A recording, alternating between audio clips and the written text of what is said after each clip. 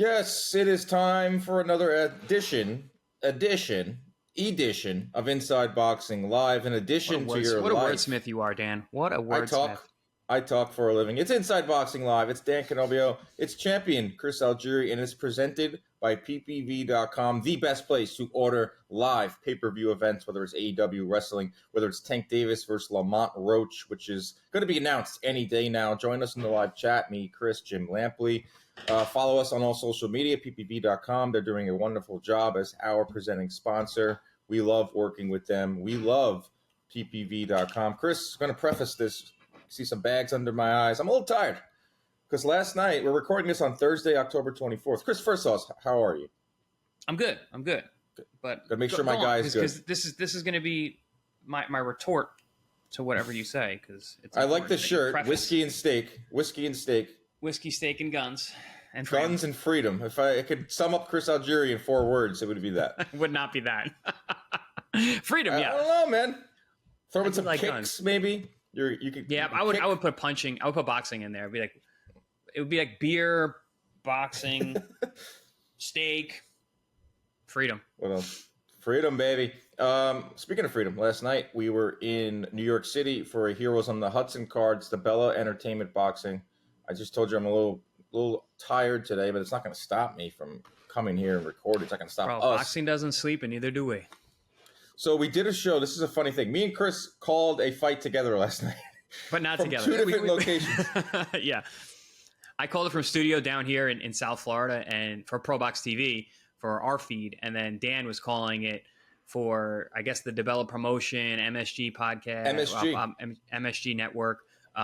So if you check it on MSG, you'll hear Dan. If you go to the ProBox TV, you'll hear me. But we called the same fights at the same time. Literally watching Dan on TV. I'm sending pictures of him, calling him a dork, and texting him during the show. I see him looking at his phone and making faces. It was funny. You were like Big Brother was watching, literally. Yeah.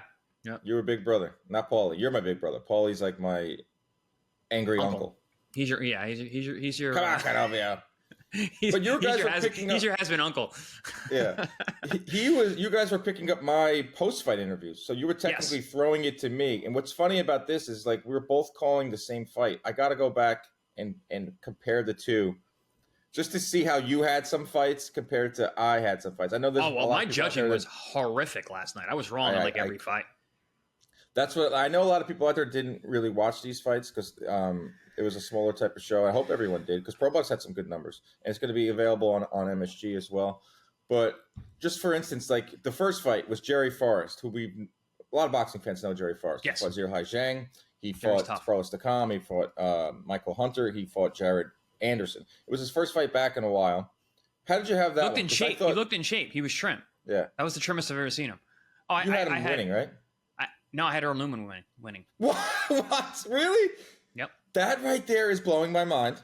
Yep. Not because I think you're wrong, because this proves the point that two people can be watching the same fight and see something completely different. Two people that live, eat, and breathe boxing. Me and you, Chris. So you had Earl Newman winning that fight. Yeah, I thought he controlled the distance really well, especially early on. Jerry came on late for sure. I gave him a big 8th round. He had a big, I think it was a 3rd. I mean, I had it 5-3 Newman. But Newman. Yeah. I made a Newman joke. I liked the distance. I like how he fought from the distance. He was landing some really good, nice jabs and right hands down the middle. But Jerry just kind of dug it out, and it was funny. We're on the telecast. Paulie and I are both saying, like, whoever wins this fight, the other guy's going to be like, man, I could have done more. Because they both could have done more. They just kind of. I think Jerry Forrest was just happy to get through it. The guy's he's had a lot of injuries. He was telling us shoulder. I couldn't throw a punch. I couldn't throw my punches versus one of the guys he was in there with. I think it was Jared Anderson, and I couldn't breathe against Takam. I was like, Jesus, bro, like that's. And afterwards, he was still talking about. I would say stop telling that. Telling people that. After the fight, he was telling me, "Oh, I jammed my knuckle. Couldn't throw my right." He's just got, But that was fun. That was a fun little thing. I devoured Taco Bell at midnight, which I'm already paying. Oh, you must be feeling great right now. I feel horrible. I went home, and normally after calling shows, I'm kind of like, I have trouble going to sleep, and I normally have I'll have a cocktail, and I got home, And I was like, well, I was in studio, so I'm not like all jacked up. So I was like, I just went right to sleep. And I feel good. I did sleep in a little bit though. I just finished working. I woke up kind of late. I lifted. I worked out late. That's why I look so. That's why my neck is so jacked up right now. I gotta get to the gym today. No excuses. But I didn't just fall right asleep because I was in the ring doing post-fight interviews, and I haven't done post-fight interviews in the ring in a while, and it's a really it's a grind. Amazing feeling. It's a grind, but it's also like there's so much adrenaline in the ring when you interview a winner of a fight. Literally 20 seconds after they announce the winner. Like, there's so much energy in that ring because they just won, especially in the main event where we saw a title change hands. Like, so I was jacked. I was in New York City. It did seem energetic in there. How the crowd was good? Crowd was good. It was filled with veterans. It was heroes on the Hudson. To those listening right now, like, it's club boxing is awesome. That's how I got my start. That's how Chris got his start in his career. It's something that Lou DiBella is known for here in New York. Not as much. Dude, it's how I got my start in like this sport. To be honest, I mean, like, I always watched him at home and it was exciting. But like when I went to my first fight, I was like, oh, I'm doing this. Like that changed my life, literally. Going to a club show. Not to go on a whole aside here, but club boxing is like the heartbeat of boxing. It's how you build fighters. It's how you build fans. It's how you build local stars. And it's completely gone. It's like the middle class in the United States, not to get political. It's gone. So, like, COVID ruined it. Lou DiBella was putting on Broadway boxing fights since 2001. And he was doing them almost monthly, BB Kings in New York City. That was when it started? Wow. Yeah. That was before Paulie fought on it. Andre Berto fought on it. Sergio Martinez, Andy Lee. Ton of future champions. But I fought on it. I fought on Broadway boxing. You did? Yeah. You were fighting on the rival with rocking whatever Huntington's rocking fights.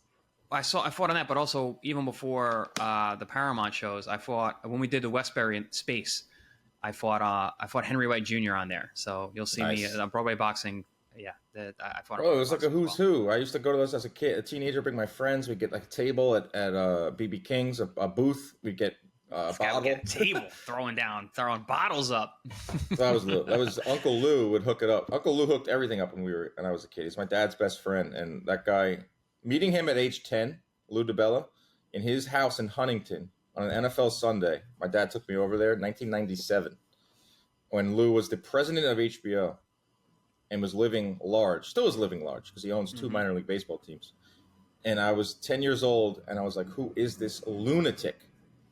I was going to say, picturing your dad and him hanging out is very. It's hard for me to wrap my head around that one. Yeah, Bob's watching this right now. Bob, he's got stories. All right, let's get into it. We'll start off with some news and notes, and then we have 5 burning questions heading into the end of the year because we're in October 24th, which is kind of blowing my mind. We're almost at the end of the year. It's been an awesome it's Halloween boxing year. Next week. Are you a Halloween? Halloween? You don't feel it here in New York. Not really, but last year I went as Old Man Dan at John Boy. Yeah, well, you had to. You were in a clown car. I was literally in a fraternity for 2 years. Yeah, fraternity. That's a much better way to put it. I was in a frat. This year I got something playing like Yankee centric because my Yankees are playing in the World Series Friday night against the Dodgers. Halloween coming up soon. Got some news and notes. First, we'll start with Naoya Inoue, just announced by Top Rank, will be defending his titles against Sam Goodman Christmas Eve in Japan, which will be Christmas Eve morning here in the States. Which is awesome. Love that. I might go. I know I talked about this off air. I don't think I've talked about it on air. I might go. My family's not happy about the idea. They don't like you anyway. It's a good point. They're going to be happy to see you leave. Excellent point, Dan. Excellent point. No, my family doesn't even listen to the show. I don't want my mom listening. My mom, I was like, Mom, I might go to Japan with Chris for a fight. She's like, when is it? I was like, Christmas. You can't leave. Yeah. Did she start crying? That would be my mom. No, that would have been if I actually booked it. But I'm going to probably wait for the Inoue Nakatani fight, which we'll get into that in a second. But for Inoue, this is his 3rd fight of 2024. It's his 5th fight since the start of 2023. He's taking on all comers. He's taking on mandatory after mandatory. I saw what you posted on your Instagram story about him wanting to defend his belts, just taking up the next worthy opponent. I know there's some out there that want to see him fight MJ. But there's a whole nother story there with MJ losing to Tapales and then WBA not ordering a purse bid for that fight. So in steps Sam Goodman, Australian fighter who I like, who beat Regis a while back and has been sitting on this lottery ticket to fight Inoue. He's cashing it in. I like this fight. I think Goodman will put up, I don't think he's going to win, but I think Goodman will put up one of the better fights against Inoue that we've seen the last couple of fights. Would you agree? Yeah, stylistically, I think because the thing about Inoue is, man, you got to box that guy. I know he's a great boxer, but if you just stand in front of a fight with him, he's got too much firepower. And he can outbox you if you're a puncher, and he can punch with you if you're a puncher. You gotta give him movement. You gotta not let him get set. You gotta stay away from those body punches. And lately, he's been open to jabs. You know, we saw that the last couple fights. He is getting touched up more at these bigger weight classes. But yeah, I agree, Dan. I think this stylistically, it's going to pose some problems for Inoue. Yeah, if you're looking to poke holes in Inoue, which everyone wants to do, when you get to the top, you get a lot of shots coming your way, like us with this podcast. We're the best podcast in boxing. People taking shots at us. People taking shots at Naoya Inoue, like, oh, he went down in his last fight against Neri. He gets hit a lot. I don't think Goodman has the power to do that, but maybe Goodman could outwork him. Throws close to 60 punches around. Let's see. I got some stats here. Lands his jab. Got a very, really educated jab. 6 jabs around. Throws 30 jabs around. Stick of that in the face of Inoue. Lands 37% of his power. Like I said, not really that heavy-handed, Goodman. But this is just another chance to watch Inoue fight. This is another morning to watch Inoue fight. For Christmas Eve in there.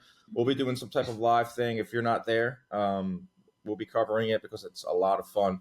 And for Inoue, it's just a way to get back in there. And did you see this? He posted a picture with Turkey. I did see that. What does that mean? Because Inoue, Gervonta, and Canelo were the 3 fighters that were yet to dabble into the Turkey sweepstakes, who are their own economies, which we've talked about on this show. But Top Rank does have a partnership with Riyadh Season. So, they're not moving it could be just in a way being respectful, because he hasn't been a guy who's spoken out against Turkey the way that Canelo has or that Tim Tszyu did. So, Japanese culture is extremely respectful in that way. So it could be that.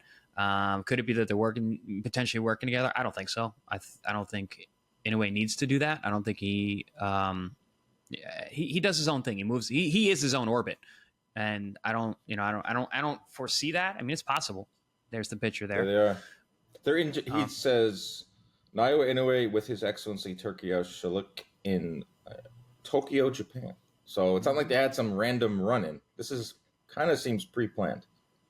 Yeah, I mean, if listen, if you can take the trip over to Japan and you're one of the major players in the sport, you're gonna His Excellency is gonna request a meeting with the monster. You go to Japan. That suit. No, he's dude, that's a nines, suit, man. Double-breasted. What if I wear that for the Tyson fight? Dude, double-breasted with the turtleneck and the chain. Sharp. And the chain. This guy, he's wearing a his superstar, normal dude. outfit. He is legit star. Aura. When I met him in June, Aura, he has it. I'm interested to see where that goes because, on a very much lower level, when I was interviewing Jerry Forrest for the fighter meetings, and I mean, not that much lower, Dan. Let's be honest. I mean, yeah, it's different. That's the beauty of the show. We'll talk about everyone and everything. Jerry Forrest. I'm talking to him in the fighter meetings. I'm like, what do you want? What do you see yourself in a year? Like, you've been in there with some big names. He's like, Saudi Arabia. He cut me off. He's like, if you're a professional boxer, and your goal is not to make it to Saudi Arabia right now, you're not doing it right. Dude, I wish I was still fighting. I would be going for that Saudi money too. I respect that honesty from Forrest, and Inoue's going to listen. I ultimately think Canelo will listen. He's not dumb. Like, they're negotiating. It's high-level negotiating from Canelo's standpoint. Like, even when he says things in the media, Canelo's smart. Like, when he says stuff in the media, it's all negotiation. Boxing especially. It's a business before it's a sport. So, Inoue breaking bread with Turkey. Canelo could be doing the same thing. I wouldn't be shocked if, PBC, Gervonta get in that mix. You just have to listen. I mean, it's just how it works. So, Inoue, Goodman, December 24th, like that. Any other news and notes we could break down this Jack Catterall Prograis fight very quickly because I'm not exactly sure what's going to happen in this fight. I was pulling up some stats, Chris. Regis Prograis has landed 36 punches versus Haney, 42 against Zarilla. That's 78 punches in 24 rounds, which averages out to 3 punches landed per round. Yeah, I hate to say it. I just think Regis has passed. He's just past his time. I think this is a good fight for Jack to take. It just seems like the washed allegation is true. I don't know if he's washed per se. I just think he's what is he, 35? 34? Yeah, he's up there, man. He got a late start, and he had so many stops, so many breaks in his career, things that were outside his control. Another guy that was signed to DeBella, so I got to work with him early on in his career. Another guy that fought on Broadway Boxing. And then, hurricanes displaced, promotional disputes. Ultimately, when it gets into that Super 6, fights Josh Taylor, super tough. Gets some huge money from Triller. His career is wild. Like, get some big money from Triller. Get some even bigger money to fight Haney. Probably bigger. He's money one of the guys Triller. that's sitting out actually benefited. He normally doesn't. Like, they waited and they struck while the iron was hot. It took a while for him to get there. He took some risks, but then he sat out quite a bit in a lot of his prime, and he missed a lot of opportunities there, but he made a lot of money. And he's a two-time world champion.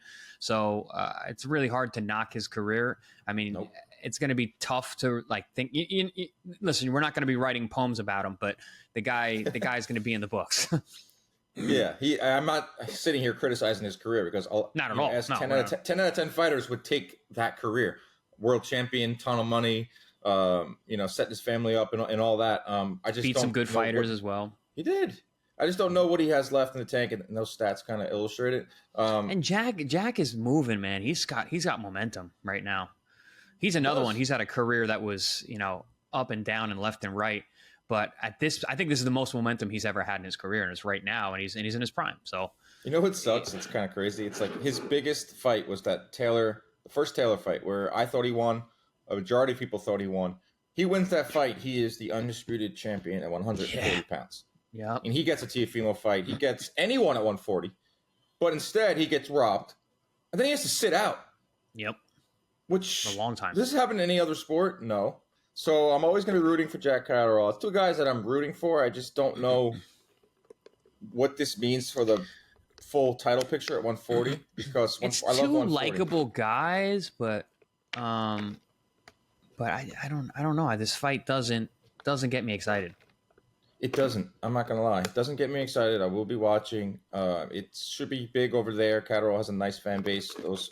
Those fans over in UK are nuts. For Catterall, he beat Josh Taylor in the rematch. That was made famous for Bob Arum rolling into the ring. Literally, he rolled underneath the ropes. It's on Fight Life. He stole the mic, which Arum doesn't usually do this. He'll go nuts on interviews. He's like, give me the mic. It's awesome. Bro, what is he? He's 96 years old. He's rolling under ropes. He rolled on because you got to watch. He's this. not Vince McMahon. He's a real person. Bro, it's insane. If you haven't watched the Fight Life on ESPN Plus, go watch it. This episode was awesome. Jack Catterall, the Josh Taylor episode. So they have that crazy rematch, and obviously Arum thought that Taylor won, and he's so pissed off by the decision. I don't know. He got so triggered. He was like visibly angry. Arum. I've seen him angry before, but not like this. And he goes, "Get me in the ring. Get me in the ring." And they show him, and he literally rolled underneath the bottom rope. He gets up. He steals the mic from the ring announcer or the guy doing post-fight interviews, and he just goes on this tirade where even Hearn was like laughing. Then Hearn stepped back, like almost like a moment of like respect. Like, all right, oh man, we'll give you the floor here. But Catterall won that rematch, and that was some nice justice there. Then he also beat Jorge Linares, which saw Linares last night. He was in the corner of Yoshida. Like, that guy's he's a retired fighter. But I think Catterall has a lot more momentum. I don't think if you ask him, he's retired. Well, no. There's no, you're the only fighter that I know around that age that is actually like, I'm done. No, yeah. So many people are like, oh, what could you? I'm like, no, I'm done. I mean, guys, I don't need to go Smart. back. All these guys are like, even Paulie. I'm like, we were talking about putting on suits, and I was like, get in shape, and he was like, if I get in shape, I'm gonna want to take a fight. And I'm like, no, dude, Paulie, Nonito Donaire, I work with him. He's training now at the Puerto Rico gym with Jake. Gabe Rosado is a little bit younger than you, but he posted fight news coming. Yeah. You guys are sick. You guys are sick pups. It's the money, dude. It's the money. It's more, and it's also just like getting it, like just that desire and like just that like. Listen, the desire never dies, but it's the money. The desire you put away, guys. It's the money. I was really smart. I was really smart with my money, so I'm not worried about it. I'm not hurting. So and you're getting rich off this show. Well, yeah. I mean, I told you that 2.5 years ago. I'm like, Dan, this is it, buddy. This is my retirement right here. PPV.com, baby. Speaking of getting rich, the odds: Jack Catterall -350, Regis Prograis +265. So you think Prograis can turn back the hands of time? I think Prograis is the bigger puncher. Definitely. Maybe, arguably, yeah. Yeah. Catterall by decision -170. So you're gonna have to put up a bunch of money there to get some return. Prograis by decision is +750. Wow. Well, I don't think he can do it. Don't think they're gonna rob Catterall at home. So those are the odds. I haven't really thought too much about it. When I see a 750, my eyes light up and I see a name next to it like Prograis, but I just gave you those stats and they're not good. That's the biggest fight of the weekend over in the UK. Let's get into our burning questions. Move on. Yes. Burning questions. Number one. We put these together. Me and Chris put these together. I did poll the fans on Twitter, and they gave some good ones, and I have a few voicemails that I'll try to play. How will Usyk versus Fury 2 play out? Burning question number one. They met at a press conference. It was awesome. Usyk came in as the hitman in a full hitman attire. This guy if he wasn't scary enough, comes in as a hitman. He's got a briefcase, and in the briefcase is a picture of him just pinballing, cracking Fury. And Fury signed it, which awesome, really cool. It was a cool press conference. These press conferences kind of suck, but that made it fun. How will this fight play out? How will Usyk Fury 2 play out? Will it be Usyk just dominating like he did towards the end? Will Fury realize, hey, I can't dance around in here with this absolute freak of a fighter? How do you see this playing out? See, rationally, I think Fury goes out there and wins. And he stays disciplined. And because, listen, there were times during that fight where I'm watching this, I'm just like, it's just not fair. He's just too big and he's boxing too well in those middle rounds. And then he gets cracked, and then that becomes a whole different fight. And he's recovering for the next 3 rounds. And then he comes up and posts a good 12th round. So he can do it. But can he do it for enough rounds to get the victory? I think he can. And so rationally, that's what I'm thinking for my boxing mind. But I don't know, man. Deep down, even watching that press conference yesterday, I'm watching body language. I'm watching the body language of these guys. And, dude, Usyk does it again. Usyk does it again. In a similar type fight. Yes, I'm leaning Usyk. He's going to be the favorite now. We have broke this fight down at length. I famously changed my mind last time, and I was right. So I might do it again. You're on multiple shows, Chris. So you could say one thing here, and then people have no, but I was pretty dead set on Usyk pulling it out. We did it on our show, and I was telling everybody. People are calling you out. Yeah, good. They're on to you in the comments section. They say, Chris, I heard him say this on ProBox, and he says this on there. Like they're catching up. But it comes down to what I say last, and what I say last is always on this show. Last, it's like bottom of the ninth. Whoever gets Chris Algieri. I always preface that. I'm like, listen, I'm a flip flopper. I change my mind a lot, and because this is a very nuanced sport, and I always go with my gut at the end. I start out rationally. You're also just in front of a mic a lot, so people want your opinion. But I have to see weigh-ins. I have to see that before I can make a real prediction. You know that. I always say that.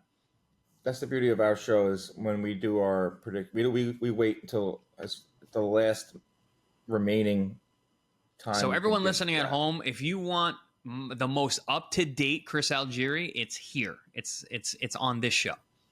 Inside Boxing Live. So we're talking about like the body language, talking about the mental aspect of it, which I think is a huge part of this fight when you're dealing with two mental guys. And I mean that in the nicest way possible. Usyk is mental strength is on another level. Fury's is all over the place, which is kind of it could be his benefit. It could be his downfall. Well, he's crazy like a fox. crazy like fuck. But you got to be to step into that ring. What's just crazy about Fury and what things he was saying, and you got to take everything Fury says with a grain of salt. This guy has contradicted himself a million times since the beginning of his career. But he just said on an interview with Queensberry, he says, I am just boxing for the money now. But he insists that he still will fight to the death, which is the biggest contradiction. Are you fighting for the money or are you fighting for the pride and the glory? So like he started off the statement with, I'm just fighting for money. He's probably in his head like, that sounds bad. Well, I'll die in that ring also. But then I don't have any money though because I'm dead. So that's another, like you're talking about mindset. Like I think Fury is literally at the end of the rope. Didn't like the way he looked in his last couple of fights. And now he's just admitting that, I'm just going for the highest bid, which you just said before, which every boxer does. Yeah. Yeah, and that's part of it too. But I don't know, man. The guy's a warrior. He really is. And listen, and so I'm going to give you a little inside fighter mind when it comes to saying something like that. He's like, I'm only fighting for the money. But then you get in there, dude, and the competition and the warrior spirit comes out of you, and you end up fighting to the burger no matter what. So, yeah, I take everything he says with a grain of salt when it comes to Fury, because I think his mind is a fantastical place. I'm using made up words now because fantastical. It's got fantastical. He's got a fantastical mind, I'm sure. Just being that thing is just pew pew pew pew pew pew pew. I wouldn't.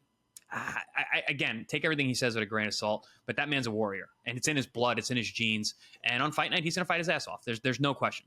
I do think there was a sense of embarrassment from the Ngannou fight that into this Usyk fight. This guy was on top of the world, always on top. What he had over everyone is, I've never been beat. Yep. Even that draw was BS to Wilder. I'm the best heavyweight of this generation. I'm the king. Fury rules. My dad will headbutt anyone who thinks otherwise.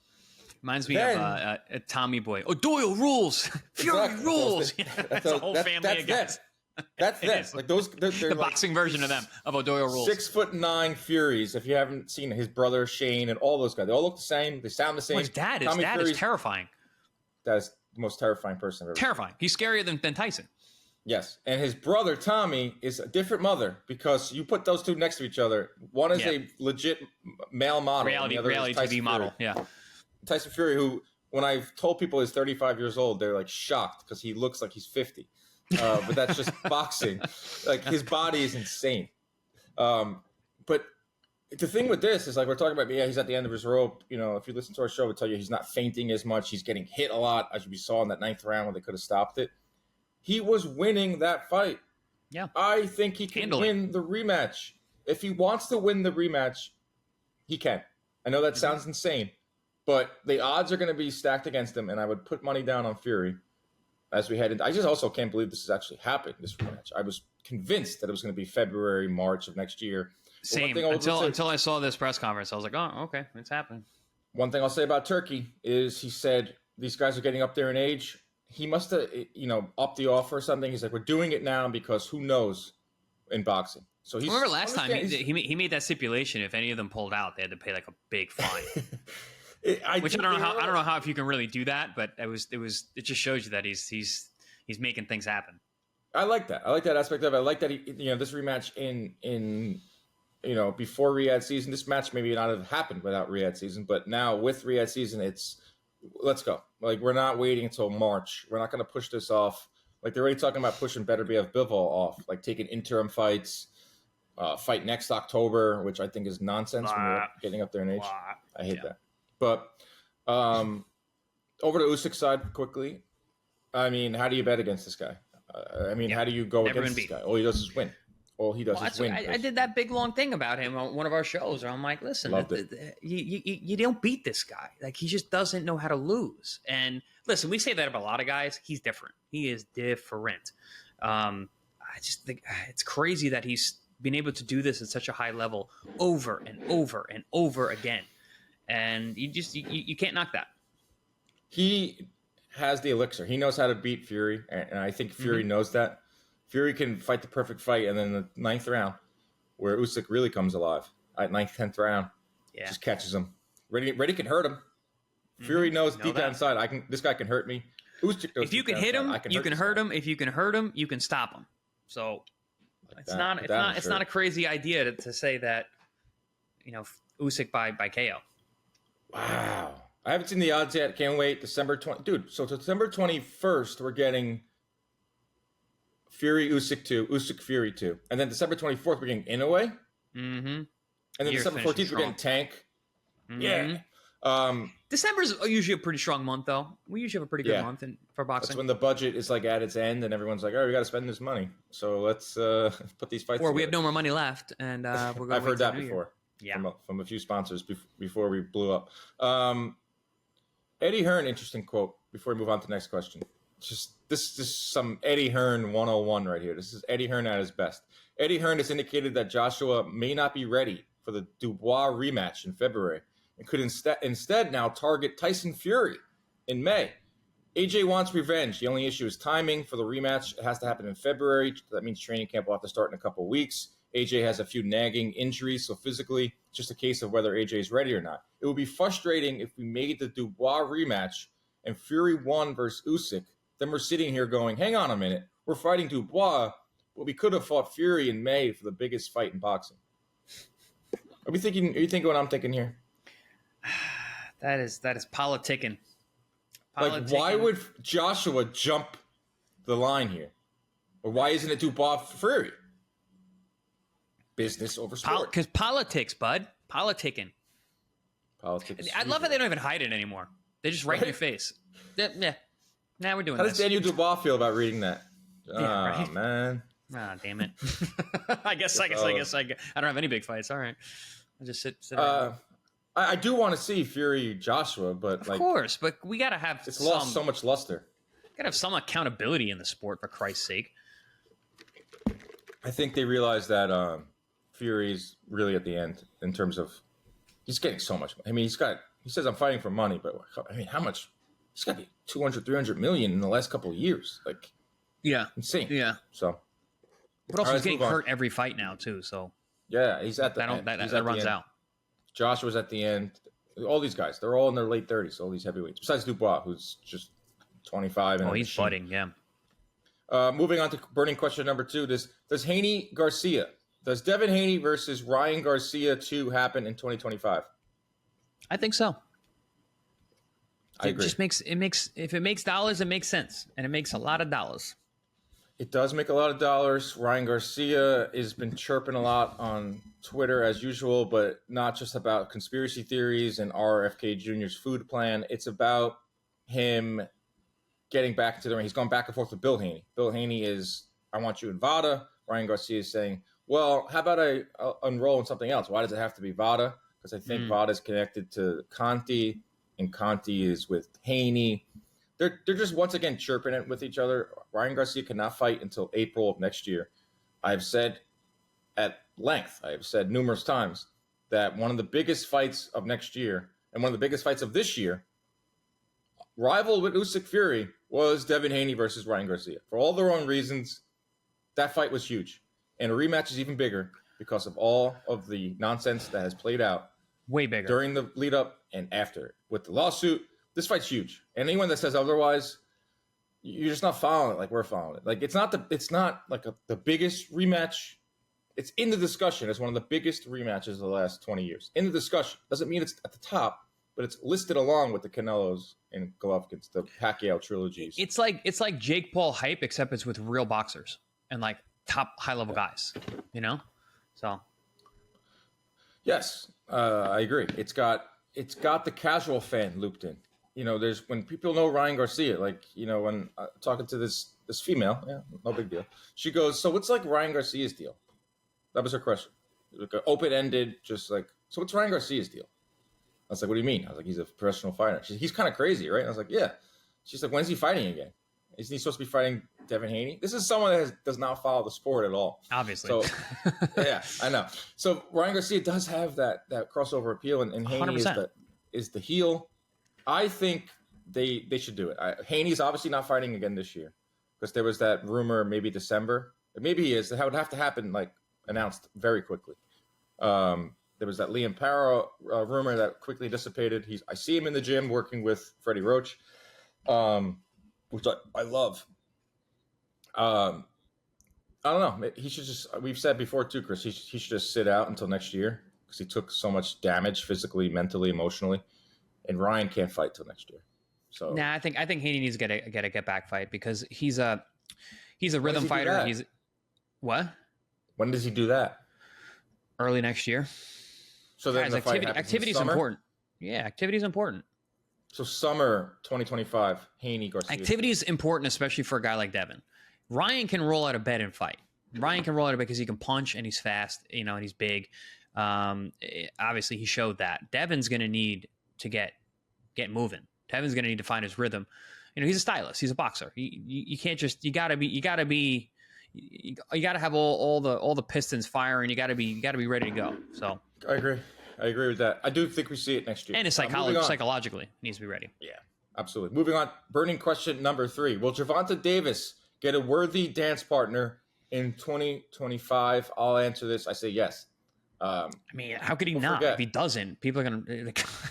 What are we doing? It's almost like, guys, yes, he will. To answer this in short form.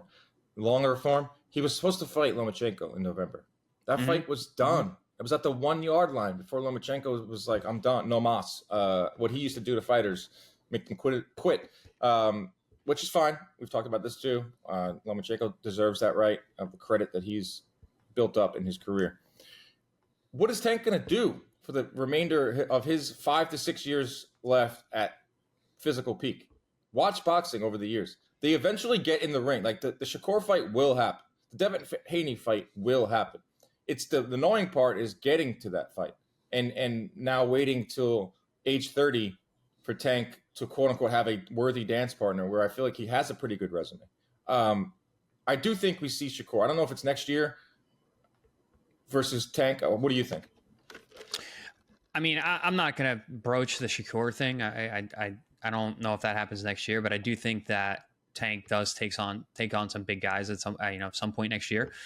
So you have to. If it's not Shakur, then who is it? Zapata, whoever. Anyone else who's in that weight class. I like that fight. I don't think Lomachenko wants next year. I don't think Lomachenko wants to fight him. It doesn't seem like Lomachenko wants to fight those big guys anymore. And I don't blame him. But listen, that's not out of the question because Lomachenko does what he wants, and you never know. But I think that I said this a while ago. I thought Tank now approaching 30. I think he's going to take on real guys now. For whatever reason, he's being built up to a situation, but the time is now. The iron's hot. You only got a couple more years left in your prime. You once you hit 30, you're looking at 2-3 years of your absolute prime. And that's where you need to be fighting those tip-top guys. Because, guys, after that, things change. So if you want to stay undefeated, you want to fight the best guys in the world, he's got to do it now. There's a guy in his late 30s. Things change, guys. Things change. You wake up with weird aches. You wake up with hair in your ears. Dude, mid-30s, it's over. It's over. It's over, dude. It's over. I do think Shakur next year that's the fight everyone wants to see. And the lower weights, it's the fight I get asked about quite often is Tank and Shakur. Shakur is fighting. Shakur's not coming off an injury right to Tank, so no, he's coming off the injury right to Zapata. Well, we'll see. We'll see. So they say. We'll see. So even if Tank and Shakur were to happen, it's going to be the end of next year, if not early 26. Frustrating. I want to see Tank in there. I am a big believer in him. I know what the plan is. Yeah, we're big fans on this show. We're big fans of both guys, but. I'm big fans of everyone. That's a knock that I see. I saw one comment like, Dan, you just praise everyone. It's like, yeah. So what? It's a hard sport. And if you're coming to watch me fake, but also you spoke to all these guys. You speak to these guys, like know them in ways that these people don't know these people. You're dealing with real human beings. It's different. Yeah, and I've seen those chirps like you were only saying nice things so you can keep your interview status with PBC. No, like this is a pro boxer podcast. This is like I know how hard the sport is. Guys, he's a podcaster. He's not a writer. And also, like, I'm rooting for everyone to like the sport to flourish, so the show can continue and the sport can continue, and everyone can fight each other. I'm just keeping it real. Like, if you're looking for like fake drummed up like takes, like hot takes, and like fake, like even if you don't believe them, I've never been that type of person to do that. Moving on, how strong will the Saudi takeover be in 2025? I think it might end in 2025. I don't even know. Well, that was another question that we were broached. I was funny because when you first broached that question, I was going to be like, why not change that to, is it going to make it through 2025? Well, you can say not strong. You can say weak. I don't know. I think you can go strong until it goes away. Listen, I don't know if you noticed this. I don't know if it was Turkey or Riyadh, but like it was like a straight week of just tennis, and I was like, oh, like did we move on from boxing? Are we out now? That's more, like, are we out? That should be a sign of more. Like they're getting into these individual sports. They're getting into sports where they can infiltrate quickly. And tennis is one of them. They were getting Nadal, who's pretty much retired. Dude, there's only so much Turkey. Soccer, there's only so much Turkey. If you start spreading them out to all these other sports, listen, the money's essentially endless, but there's only so much Turkey. If Turkey really cares about this sport, I think if Turkey goes away, Riyadh goes away. I think it's really driven by him as being a fan of this sport, just like you and I are. But if he gets spread out amongst other sports, I think it's going to be less Turkey time for boxing means less Riyadh for boxing. Yeah, he is a fan. I know that for a fact. He cares very passionately. If you just think about it, if for some reason he's not there, like I do still think it will go on, but he won't be like, they won't have that figurehead. Who knows? I mean, you don't know how much they're into it. They can say tomorrow, like, oh, we're going to build a roller coaster instead. We're done with boxing. That's what I mean. But I mean, I don't think that's going to happen next year. I do think they're in it. I think they have a plan. They're smart. That's a reason they have trillions of dollars. I think this is a longer plan, which the plan all along is to get people to come to Saudi Arabia and have Saudi Arabia be a tourist destination to show we can put on big fights. We can have people come here for a fight weekend or tennis weekend or golf weekend. I don't know. We'll see, because what I did hear as well is that the LA thing is never going to happen again. They were not happy with any of that. And I heard that the government in Saudi told them, like, these fights have to happen in Saudi Arabia. No more going to the U.S. and doing them. The big ones. I don't know if that changes, like, the Wembley stuff, because I thought Dubois Joshua, I mean.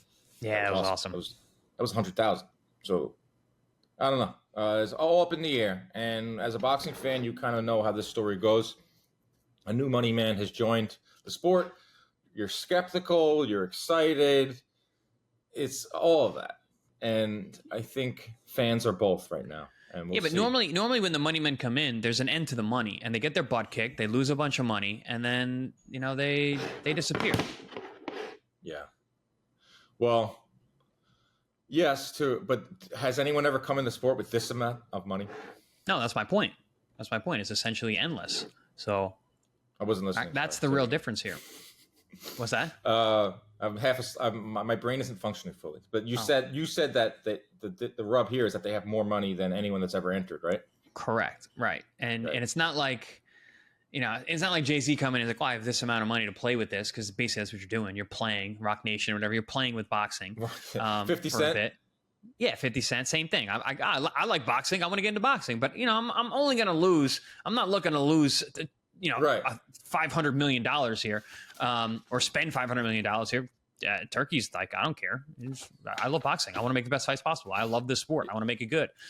So he's been in it a little more than Rock Nation was interesting. I remember being at that first fight card. Mm-hmm. Rihanna was there. Was that the Floyd one? No, that was your boy Augustus? Tommy Ranone fought Dusty Hernandez. Yeah. Main event. Really? Oh, wow. Theater at the Garden. Jay-Z there. Rihanna. So this was 2014. I was training CompuBox as a punch counter.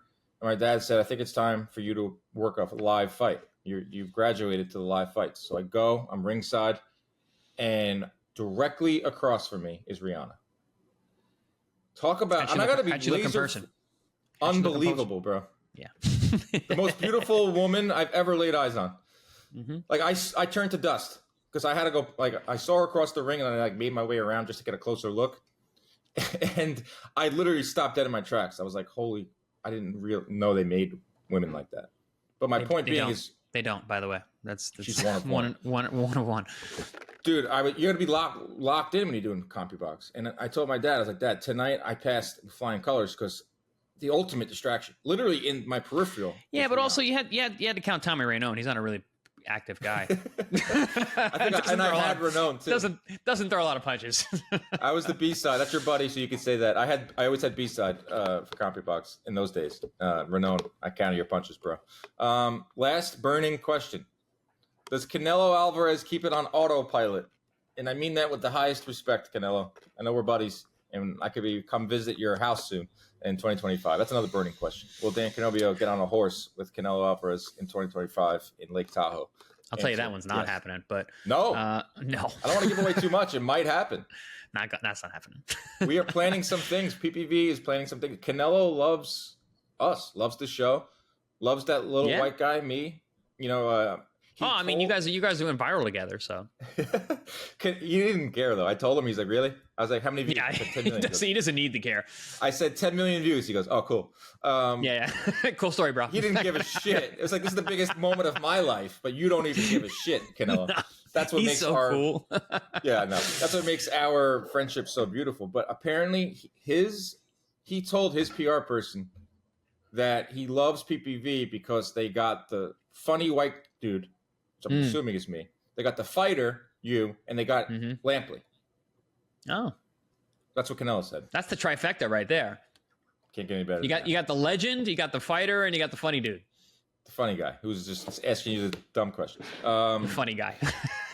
I'll take that any day of the week. But we're planning. Well, listen. I got to come with you then. If he's calling me out, then I got to go too. You got to come, bro. Lake Tahoe is where I'm jumping on a horse. Camp. Bro, I did one promo on a horse. I was so terrified. Guys at home, I'm not a horse rider. Never been on a horse. I got a picture of me with kids and I'm flexing and I'm on this horse and I'm like, is this thing going to kick me off? And they're like, no, don't be scared. I'm like, I am scared. They're like, it knows that. Don't be scared. Bro, I'm the same way. I'm in New York. We're Long Island guys. There's no freaking. There are horses in where I grew up. There's plenty of horses, and I used to hang out with some horse people. It's a different breed, to put it that way. But I got to find that picture and send it to you. It's me with a bunch of kids and some horses. Great promo there. Yeah, the promos you do as a world class fighter are pretty insane. What the heck on a horse? Canelo. Autopilot. It's kind of disrespectful. I made this question. Yeah, I don't want to necessarily call it autopilot, but I think change it up. I think he's doing basically his retirement tour. We saw him. He was in Tokyo, right? I think he does a fight in Tokyo. I think he does a fight in Wembley. I think he just goes on tour, fight Chris Eubank Jr. in Wembley. I mean, that's cool. Go to Tokyo and fight Mimbili or whoever. I don't think you necessarily need to have a Japanese star to fight because he's such a big attraction. But I foresee him doing that, going on a world tour, and just gathering wings and going to cool places and fighting in arenas that he can do whatever he wants. That's really the question. Well, a little pushback on that is he is just he's just very, very into the Mexican pride, and he should be. He's the face of Mexico in terms of sports and face of Mexican boxing. Is he going to leave them? Because we saw that scene in Las Vegas for the Berlanga fight. Yeah, it dwarfed the UFC stuff during fight week. Yeah, but dude, you were in Texas for Billy Joe Saunders, right? Yeah, no, I was not. Oh, bro, 80,000+. It was absolutely bananas. That blew away every Canelo Vegas fight I've ever been to. I agree, but Texas also has a heavy. Heavy. Of course. But will he go to Wembley? His X amount of fights left. I think he kills in Wembley. I think people. I think they blow that place out. It's Canelo coming across the pond. I think Japan would be a lot harder, but I think I don't know, dude. The built-in fan base in England and in Europe, man. I'm not denying that he's going to sell out. I get that. I'm not denying that at all. But my point is he going to leave his people? His people come to Vegas. His people will go to Texas. Is he going to leave that with 5 fights left in his career, if that, to go fight someone at Wembley, to go fight someone in Tokyo? This is a guy for years that did not win over the Mexican fan base until that second Golovkin fight. And now he's a god. I don't know. Are they going to feel a certain way? He thinks about that stuff. His fights air free on Mexican TV. Free. So awesome. And this guy is the guy who takes 80% of your soda when you buy it at the arena. But for his people, free 99. So I would love to see him go on this retirement tour. I think it would soften the blow if he's going to fight a Eubank, if it's in Wembley, because it's something new, it's something different. Although we all just want to see the Benavidez fight. The question should be, will Canelo fight Benavidez in 2025? I'm optimistic, Dan, but I'm starting to think that this just doesn't happen, especially with Benavidez kind of. And I don't think we see a rematch of Bivol either. I don't think we see Better Biev. So who is it? Crawford? I think the next fight's going to be Mbili. We're going to see what happens with Skull. I could see Caleb Plant fighting Skull, beating him, and then we get a Caleb Plant rematch. I could that see right there is I could definitely see that. Strong possibility. I could definitely see that. 2025. Next I September. could see him. I think the next two fights will probably be Mbili and then Plant. Plant could fight Skull on a Prime card because Plant was supposed to fight on Prime. That was the original plan. Plant Macumbi was supposed to be on Prime. So they put Plant on Prime and he beats Skull, and then they kind of dangle Canelo in the fight week. That could be a possibility for next second. I don't know how excited people get for that. I think Plant has improved a lot. Yeah. I think it would do well. It would be a lot better than Eubank. It would be a lot better than Billy. It would be a lot better than. The problem is, it's like they've already fought and Canelo already stopped them. It's like that's the hard. It's a hard hill, but yeah, if you like a hardcore, is gonna be like, well, look where Caleb Plant's done since then. He's gotten better. He was willing to fight Benavidez. Yeah. Well, he's showing a different wrinkle. He showed that he could fight on the inside, and I think that's he also showed in the Benavidez fight that he learned from the Canelo fight. I thought he was a better version of himself in Benavidez when he fought Canelo. He bent and then broke in the Canelo fight. He bent in the Benavidez fight, but he didn't break, and he kept going. He pushed through. So I think he is a better version. The problem is he's older. Yeah, we'll see. I don't know how so is Canelo. Fans would get for that. Would you rather see Canelo fight Crawford or Plant 2? Plant 2. Me personally, Really? I'm a real fight. Yeah, I don't. The Crawford thing doesn't. It's a little. Crawford excites me because I want to see what it. I want to see like the build up. I want to see the hype. That'll be the best part. The build up and the hoopla around it will be the best part for sure. But the fight itself, see if Crawford can do it.